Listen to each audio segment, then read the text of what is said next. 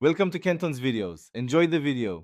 In this video, I will show you how to play King of My Heart on piano using an easy method.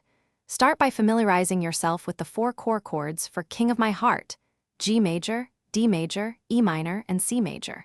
These are the building blocks for the entire song. We'll use simple root positions to make it super easy to get started. Practice transitioning smoothly between them, ensuring each chord change feels natural. Focus on a steady, even rhythm as you play, counting out loud if it helps. This foundation is key to mastering the song quickly. Now let's add a simple left-hand bass line. For each chord, your left hand will play just one note, the root of that chord. So, for G major, play a G, for D major, play a D, and so on. Use your fifth finger, your pinky, for these bass notes. Keep a consistent quarter note rhythm, playing one bass note per beat. This creates a solid foundation and helps you feel the pulse of the music. For your right hand, you'll play the full chord. We'll use a very straightforward rhythm pattern to keep it easy.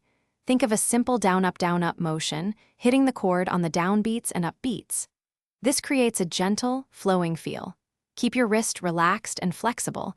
This will help you maintain a smooth, consistent rhythm without tiring your hand. Practice this pattern with each of the four chords. Now let's bring both hands together. Start very slowly, ensuring your left hand bass note and right hand chord strike simultaneously. Once you feel comfortable, gradually increase your tempo. Short, focused practice sessions of about 5 minutes are more effective than one long one. Listen to the original King of My Heart to internalize the timing and feel. With consistent practice, you'll be playing this beautiful song in no time.